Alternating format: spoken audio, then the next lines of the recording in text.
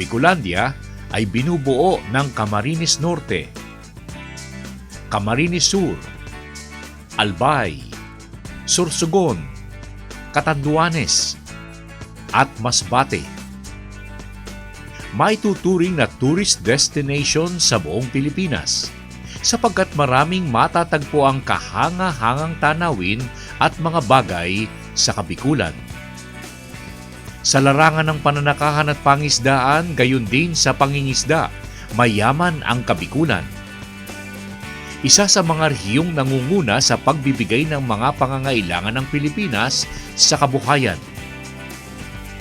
Pangunahin pa rin sa Bicol ang produksyon ng niyog. Naroroon din ang malawak na taniman ng palay na makatutugon sa pangangailangan ng bansa.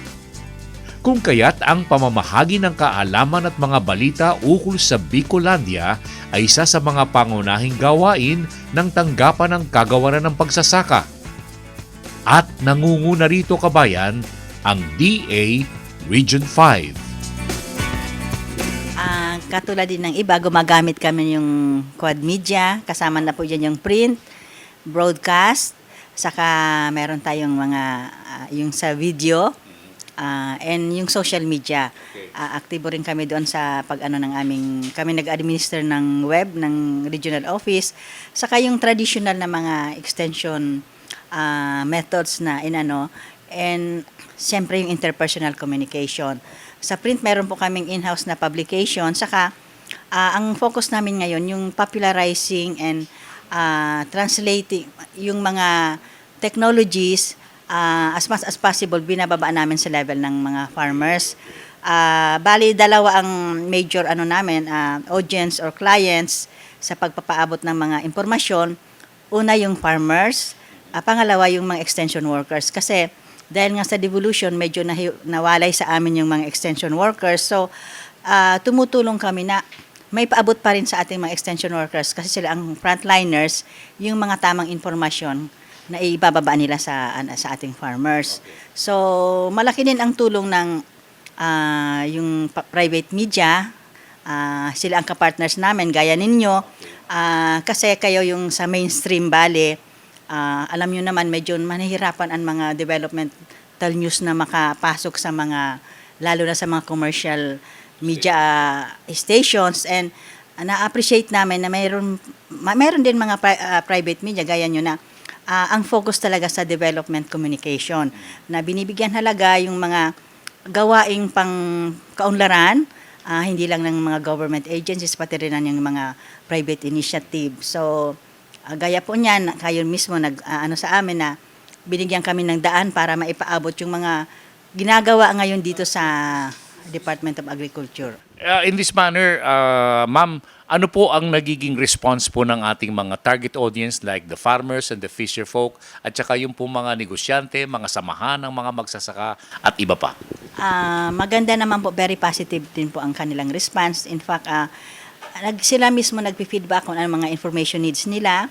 And yung mga lahat naman ng programa ng Department of Agriculture, nandoon ang pagtangkilik ng ating mga magsasaka. And sa ngayon po, meron ng yung client satisfaction, may feedback mechanism na ginagawa. Kung saan nalalaman namin kung ano ang mga pangangailangan ng mga ating agri-stakeholders, kung anong impormasyon ang kulang nila. So, at least, based on this mga feedback nila, doon sa form na inaano namin, doon din kami nag-ano ng aming mga dapat ilabas na impormasyon.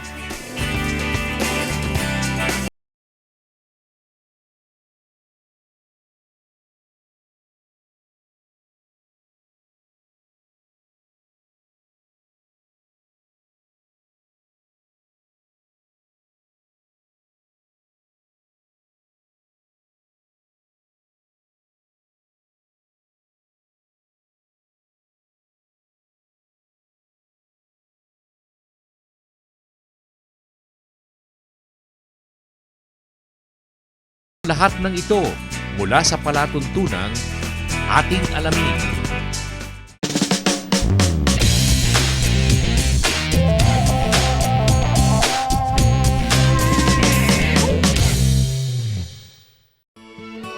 The Filipino local flavor never ceases to amaze one's taste.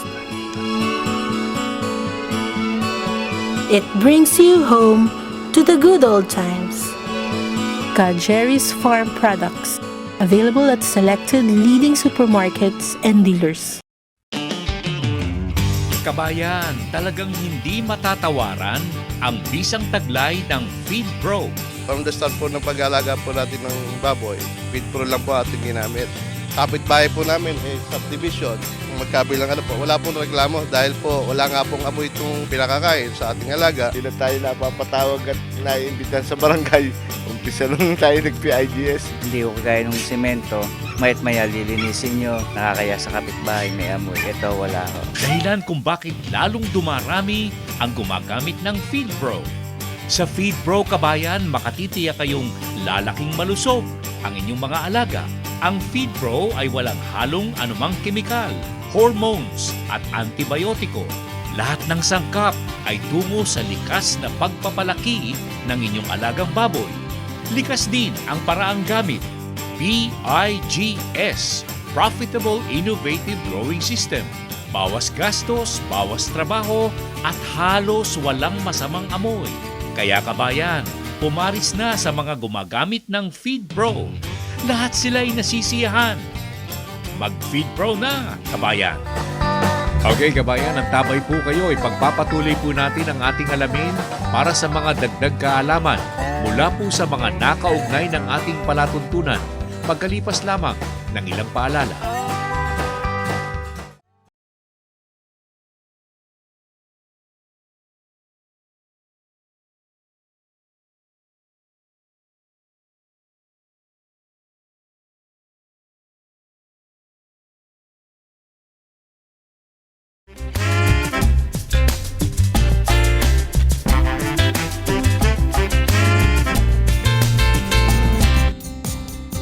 Okay, kabayan.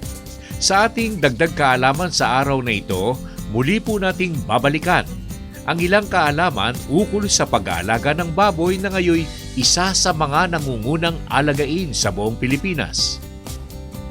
Kamakailan sa isang exhibits na naidao sa Metro Manila, naging sentrong paksa pong muli ang ukol sa pag-aalaga ng baboy. Halos lahat ng mga dumalong magsasaka ay nagbigay ng espesyal na interes sa pag-aalaga ng nasabing hayop. Marahil ang dahilan, kabayan, ay mga makabagong pangyayari o kaganapan sa hog industry sa loob at labas ng Pilipinas. Ang isang dinayo ng mga nag-aalaga ng baboy ay ang sektor ng mga nagbebenta ng mga matataas na uri ng inahin at barako. Panimula sa maayos na pag-aalaga ng baboy, kabayan. Christine, sa mga nagtatanong sa atin kasi, di ba, binigay natin yung mga mailing address at saka yung address ng John and John Farm at saka yung cellphone number, ano? Ano ang karamihan sa mga nagtatanong sa atin? Ano ang kanilang interest? Sa mga boar, sa mga inahin, o sa mga piglets na nai-release ng inyong tanggapan? Ang number one na yung boars talaga, tapos yung mga inahin din, mga interesado din sila, tapos yun, nagtatanong sila kung anong gagamiting boar, kung anong maganda sa boar namin, tapos yun, sinasagot naman namin. Ano ang particular na interest nila sa mga boar? Yung gusto nila yung maskulado, yung mabilis lumaki, which is trademark naman ng John and John, na gano'n ang confirmation ng barako namin. And in most cases, saan lugar sa Pilipinas ang nakararating itong mga kinukuha sa John? We mostly cater to farms in North Luzon, South Luzon, pero recently we may clients na rin kami in Cebu, in Mindanao, so nag-nationwide na rin kami. Alam po ninyo, kabayan, bilang kasagutan sa ilang katanungan na tinanggap ng ating alamin, kailangang maging maayos ang inyong alagaan ng baboy upang makaiwas sa mga sakit na maaaring makapasok sa inyong kawan. At palagi ang sundin ang payo ng mga veterinaryo upang hindi lumala ang inyong mga problema. Mga payo, kabayan, mula sa ating mga dalubhasa sa palatuntunan, ating alamin.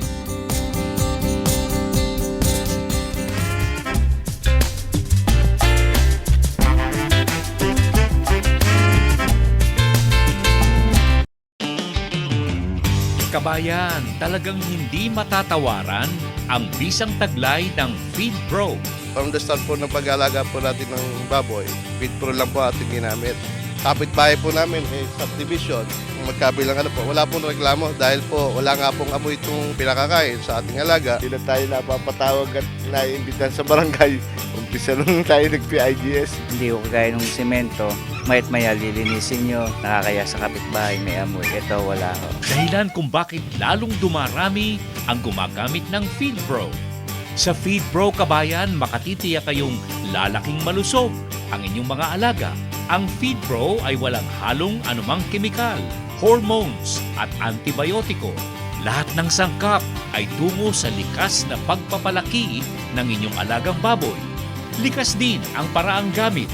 PIGS, Profitable Innovative Growing System. Bawas gastos, bawas trabaho at halos walang masamang amoy. Kaya kabayan, pumaris na sa mga gumagamit ng Feed Pro. Lahat sila ay nasisiyahan. Mag-Feed Pro na, kabayan! Mamaya kabayan ang ating kasagutan sa mga kahilingan at katanungan mula sa mga nanonood ng ating palatuntunan pagkalipas lamang ng ilang paalala.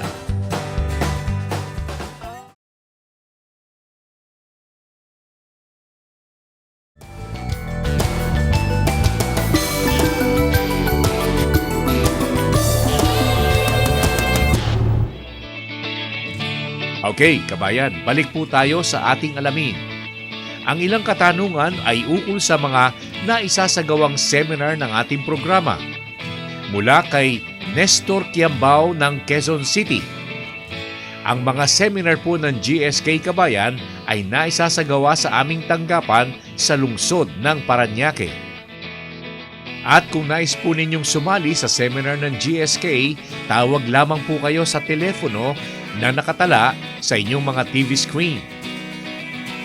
Ang ukol naman sa Ostrich Kabayan at kung saan makakakuha nito mula kay Dindo Reyes ng Laguna. Pwede kayong makipag-ugnayan kay Ginoong Mike Gross ng San Leonardo sa Nueva Ecija. Nasa highway po ng nasabing bayan ang kanilang paanunsyo, ang kanilang address at mga telephone numbers. At doon sa mga nais na makibahagi sa mga pulong-pulong pangkabuhayan ng ating alamin, i-anunsyo po namin ito sa palatuntunan o kaya naman sa Facebook at sa YouTube. At napag-uusapan po kabayan ng pulong-pulong pangkabuhayan nung napadako po kami sa Gumaca, Quezon, naikuha po namin ang kasagutan ng ilang tanong ukol sa iba't ibang uri ng saging.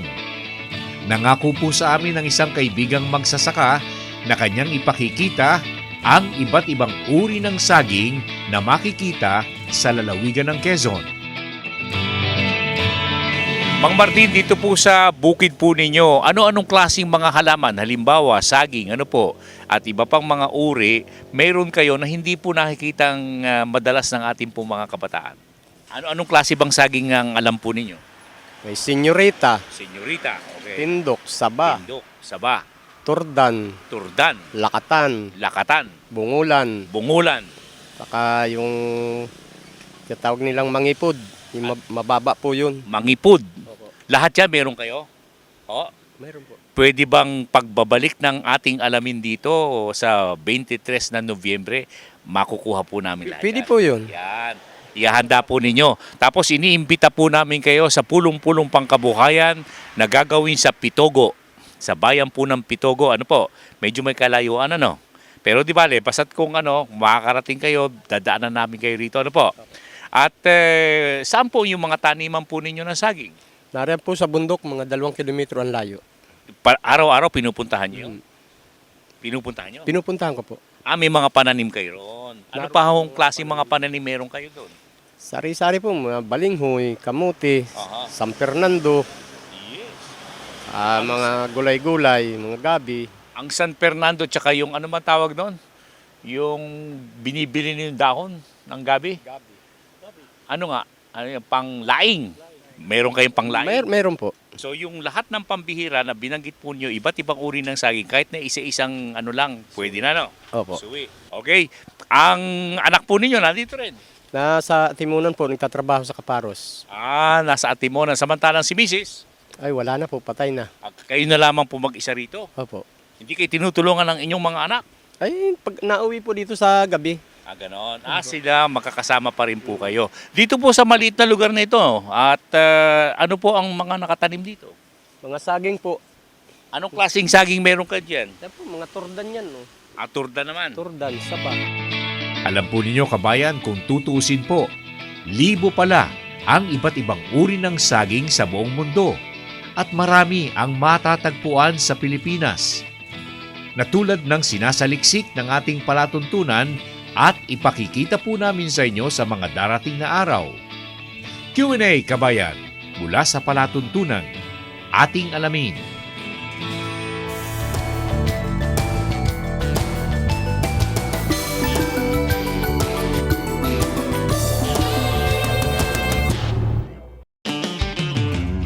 Kabayan, talagang hindi matatawaran ang bisang taglay ng Feed Pro. From the start po ng pag-alaga po natin ng baboy, Feed Pro lang po ating ginamit. Kapit-bahay po namin, subdivision, magkabilang ano po, wala pong reklamo dahil po wala nga pong amoy itong pinakakain sa ating alaga. Hindi na tayo napapatawag at naiimbitan sa barangay. Umpisa nung tayo nag-PIGS. Hindi ko kagaya ng semento, mayat maya lilinisin nyo, nakakaya sa kapitbahay, may amoy. Ito, wala ho. Dahilan kung bakit lalong dumarami ang gumagamit ng Feed Pro. Sa Feed Pro kabayan, makatitiyak kayong lalaking malusog ang inyong mga alaga. Ang Feed Pro ay walang halong anumang kemikal, hormones at antibiotiko. Lahat ng sangkap ay tungo sa likas na pagpapalaki ng inyong alagang baboy. Likas din ang paraang gamit. PIGS, Profitable Innovative Growing System. Bawas gastos, bawas trabaho at halos walang masamang amoy. Kaya kabayan, pumaris na sa mga gumagamit ng Feed Pro. Lahat sila ay nasisiyahan. Mag-Feed Pro na, kabayan! Ang isusunod po natin, kabayan, ay ang mga kahilingan mula sa mga nanonood ng ating palatuntunan. Hiling po ang commercial bread making para makapagsimula sa isang negosyo ang mga humihiling. Demonstration po, kabayan, sa paggawa ng tinapay. Mamaya sa ating GSK pagkalipas lamang ng ilang paalala.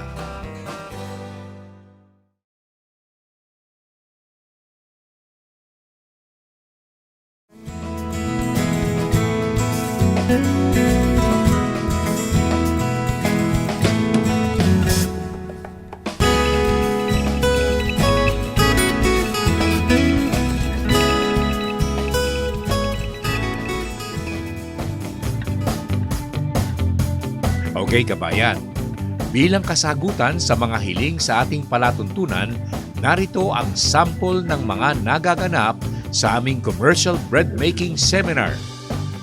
Manood at makinig, kabayan. Gagawa po tayo ngayon ng cheese bread.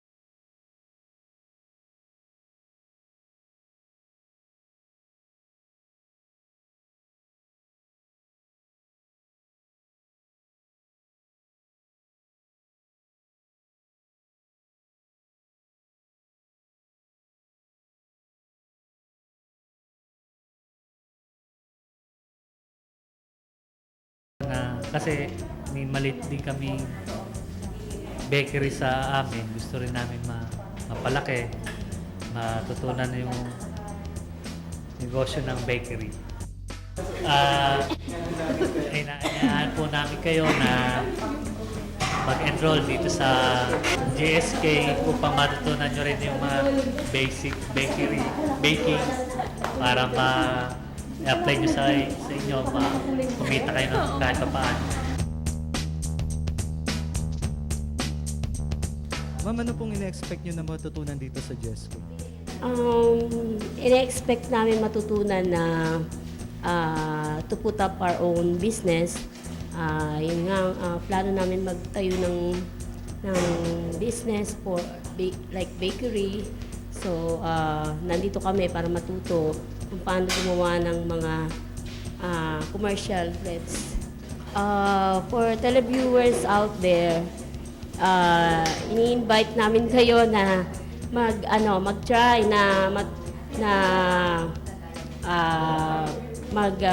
take ng courses na to na talagang really interesting, and matututo talaga kayo how to make your own breads.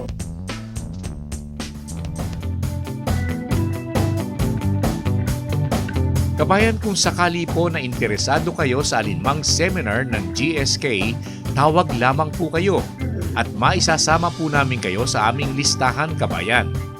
Kaya't sali na! GSK ng ating alamin.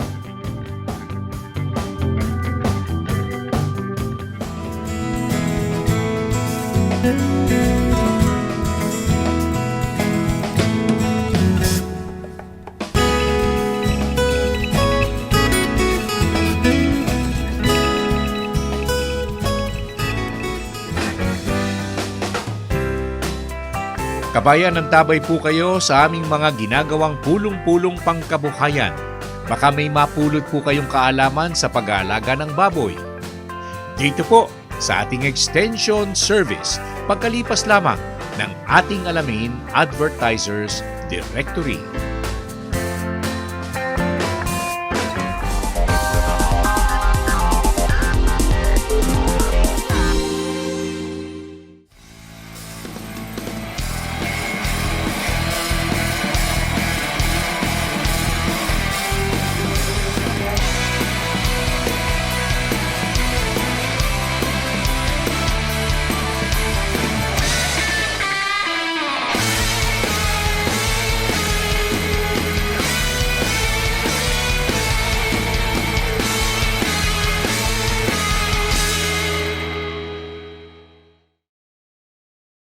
Everything you need to learn about our livelihood technology is now on DVD format.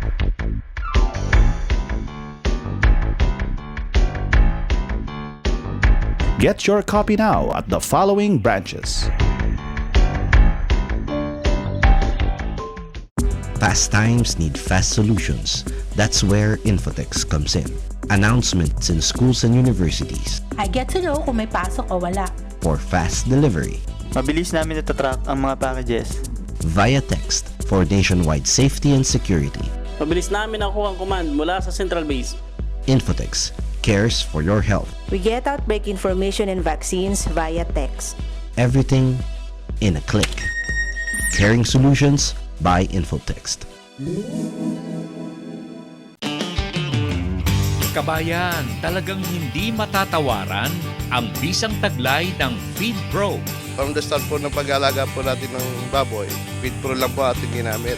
Kapitbahay po namin, subdivision, magkabilang po, wala pong reklamo dahil po wala nga pong amoy itong pinakakain sa ating alaga. Hindi na tayo napapatawag at naiimbitan sa barangay. Umpisa nung tayo nag-PIGS. Hindi ko kagaya ng semento, mayat maya lilinisin nyo, nakakaya sa kapitbahay may amoy. Ito wala ho. Dahilan kung bakit lalong dumarami ang gumagamit ng Feed Pro. Sa Feed Pro, kabayan, makatitiyak kayong lalaking malusog ang inyong mga alaga. Ang Feed Pro ay walang halong anumang kemikal, hormones at antibiotiko. Lahat ng sangkap ay tungo sa likas na pagpapalaki ng inyong alagang baboy. Likas din ang paraang gamit. PIGS, Profitable Innovative Growing System. Bawas gastos, bawas trabaho, at halos walang masamang amoy. Kaya kabayan, pumaris na sa mga gumagamit ng Feed Pro. Lahat sila ay nasisiyahan. Mag-Feed Pro na, kabayan!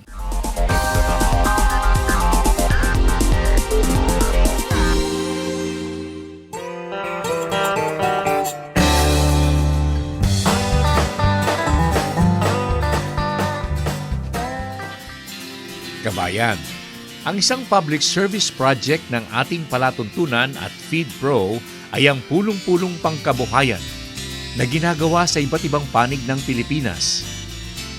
At do'y pinag-uusapan ang latest development sa pag-aalaga ng baboy at iba pang mga proyektong makatutulong sa kabuhayan ng mga nais na pumasok sa pananakahan na itinuturing nating haligi ng ating kabuhayan. At sa pulong-pulong event, kabayan, marami po ang dumadalo at sumasali sa talakayan. Ako po si Cecilio Cases from 16 Kilingsur, Batak City. Ang tanong ko lang po, sir, una po sa lahat, pasensya na po sa pananalita ko ng Tagalog.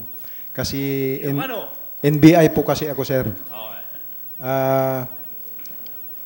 Sa ngayon po, meron po akong alagang 5 baboy. Pinapakain ko po sa feeds na sabi natin na puno sa antibiotic. Ngayon po, kung halimbawa mag-convert po ako sa Feed Pro, baka po iniisip ko, baka maninibago po yung aking baboy. Ano po yung maganda ko pong gawin para hindi po masyadong manibago yung aking alagang baboy? Wala po. Dahil po ang lahat naman ng ingredient ng pagkain ay pare-pareho. Nagkakaiba lang ho doon sa additives na ginagamit. Kaya yung additives na yun ang nagbibigay ng ibang lasa. No? Kaya ang baboy, minsan, pag pinakain mo ng bigla doon sa panibagong feeds, umaayaw. Dahil hindi yun ang lasa na kanyang natikman. Kaya kailangan mo tinatawag gradual shifting na 25, 75 the first day, second day 50-50, the third day reverse, 75, 25, at the fourth day 100%. Wag po kayo maglala. Ang baboy naman madaling maka-adapt dahil ang baboy po napakarami niyang taste bud. Kaya niyang irehistro sa kanyang isip yan na panibagong lasa ng pagkain at madaling mabasa yon ng baboy. Katulad din halimbawa ng piglet, na kapag kayo po ay may piglet na at start nyo na silang pakainin, no? Anong gagawin natin? Di po ba para matikman na nila yung feeds, dudurugin mo yung feeds sa pamamagitan ng sarili nilang laway at ilalagay mo sa kanilang mga bibig yung laway na may dinurog na feeds. At pagkatapos, yung iba, ilalagay mo sa utong ng inahin, yung dede ng inahin. At ilalagay mo yung piglets doon, isa-isa. Paglabas ng gatas noon, lasang feeds. Dahil may feeds siya sa bibig niya. Okay? Manjun, doon sa sinasabi niya na ano yun? Yung sa pagsishift, ano? Bakit yung iba kahit na, isang tanong, bakit kahit na yung iba, nag-shifting sila from 25 to 75 hanggang sa makatapos, bakit nasisira ang tiyan? Alright. Kasi po, pag pinag-aralan po natin ang tiyan ng baboy, yung immune response doon sa tiyan, hindi po pare-pareho. Hindi po pare-pareho na una capacity niya, no? Yung, halimbawa, pag pinakain mo, may dyan, mas malakas kumain, may kukunti kumain. Hindi po pare-pareho. Yung kanyang tiyan, maaaring that time, ay hindi pa handa sa bagong pakain. Napilit, no? Kaya po, nagka-upset. Pag na-upset po, siyempre magpoproduce yun ng gas. So makapapansin nyo, dumi, malambot. Pag lambot ng dumi at napabayaan, papasukin na po ng bakterya. Kaya po yung bakterya ang magkukos talaga ng problema, pagtatae na tuloy-tuloy ng baboy. Saan po nakukuha yung bakterya? Maaring sa painom, sa tubig. Kalimitan po yung E. coli nasa tubig. No? Kaya po, minsan nadadamay na lang ho ang feeds, kahit wala pong problema yung feeds, ang nadadamay, nasisisi yung feeds dahil yung talaga ang nakita na pinakain ng farmer. Pero ang bacteria po, hindi po mag-originate sa feeds kasi bago po ilabas yun sa planta, katakot-takot na quality control ang pinagdaanan. Sa laboratory, lahat yan. Paglabas nun sa planta, sigurado po tayo. Kabayan, ang isusunod po natin ay sa bayan ng Pitogo sa Quezon Province, pulong-pulong pangkabuhayan. Kaya kabayan, yung po mga taga Quezon, sali na po kayo sa gagawing pulong-pulong pangkabuhayan ng ating alamin at Feed Pro. At kasama po sa ating extension service ng ating palatuntunan.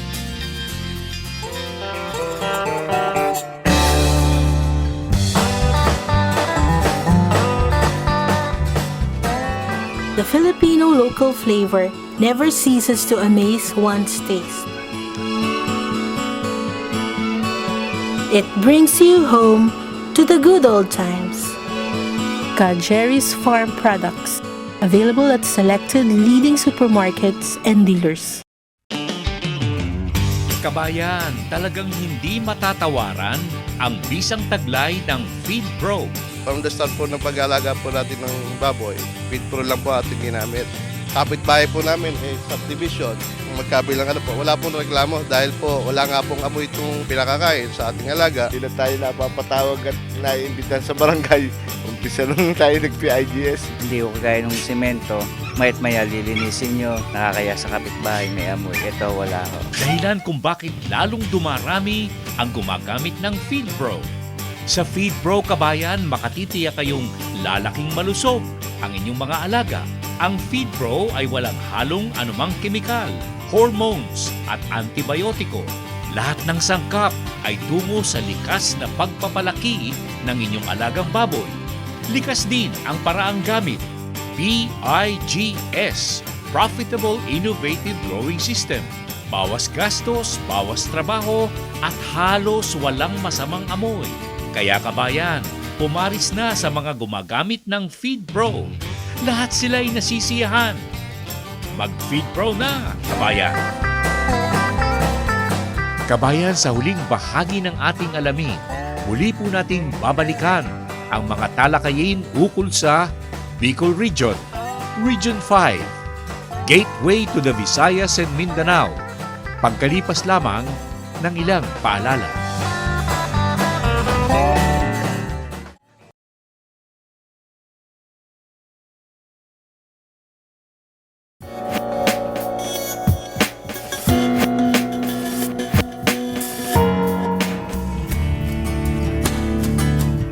Alam po ninyo kabayan, tulad ng ating nabanggit, kamakailan ay napadako ang ating alamin sa Kabikulan, Region 5. Sa pakikipag-ugnayan sa tanggapan ng Regional Director ng DA sa Region 5, si Direktor Abelardo Bragas.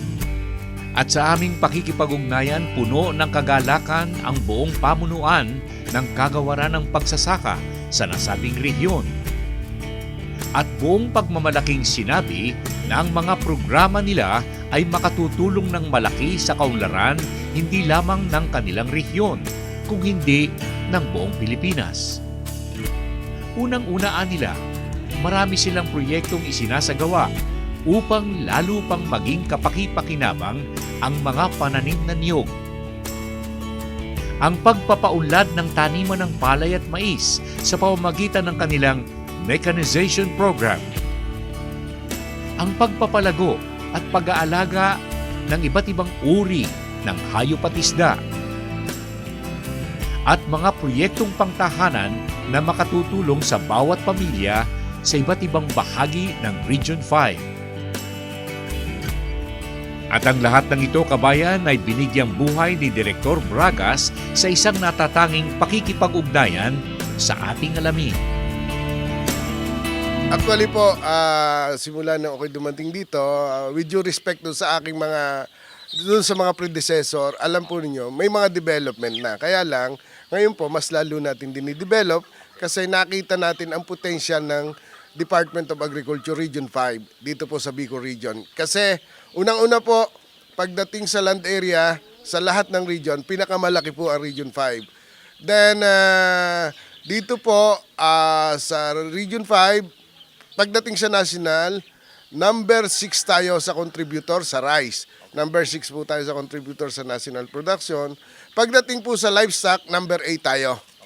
At isa pong potential yan kasi nakita ko dito sa Region 5 na napakaraming idle lands at napakaganda po ng climate para sa pasture. Then pagdating po sa fisheries, number 6 po tayo sa contributor sa national. Kaya yung pong sa fisheries, alam po natin dito na 3,000 kilometer ang coastal ng Region 5. Then pagdating naman sa rice, 175,000 hectares ang rice area ng Region 5 na napakaganda po ng potential kasi ang irrigation development dito ay 54% pa lang. Then, pagdating naman po sa livestock, kitang-kita natin na ang climate po dito ay hindi natutuyuan ng pasture kasi ang climate po dito ay wet and very wet. Opo. Pero ang sabi nila, one known characteristic of the region, Region 5, sabi nila, typhoon prone ang nasabing lugar. At maring ito po ay isa sa mga sagabal sa production po natin. Pero sa mga sinasabi po ninyo, medyo kabaligtaran po lahat. Opo, kasi ganito po yan. Unang-una po, yung pagiging typhoon prone ng Region 5, yan na po ay napag-aralan na ng mga Bicolano farmer. Naging resilient na po sila dyan. Nakapag-develop na po sila ng mga practices na hindi synchronous planting. Kasi po, mabilis pong makabangon ang Region 5, hindi nga synchronous kasi gawa nga po niyang mga calamities na yan. Then nakita po natin itong climate change naging favorable sa Region 5. Bihira na pong tumama dito ang bagyo. Palagi na pong nasa norte, wala na po dito sa Southern Luzon. Sa Northern Luzon po tumatama yung malalakas na bagyo. Then pagdating naman po diyan sa mga sinasabi natin na kaya po natutunan ng mga Bicolano farmer yung pagiging resilient, hindi lang po weather ang calamities dito. Ang isa po pong problema dito, yung pagsasamantala ng mga traders. Kaya po dito, natutunan ng mga farmers na hindi sabay-sabay na magtanim para hindi sabay-sabay na mag-ani. Kasi pag dito po sabay-sabay na nag-ani, binababaan po ng traders ang pamimili ng produkto ng palay. Yun po ang isang parang napag-aralan namin dito sa Region 5. Yung pong sinabi yung pinag-aralan ng mga farmer, dito ba kalahok po ang ating Region 5? Actually po, dito po sa planning, palagi pong kasama ang opisina kasi may proper consultation po tayo sa mga stakeholders natin, sa mga municipal agriculturists, sa municipal mayor, sa municipal agriculturists, sa mga technician, saka sa farmer leader, irrigators association, at sa ating mga magsasaka. Palagi po tayo may consultation dyan.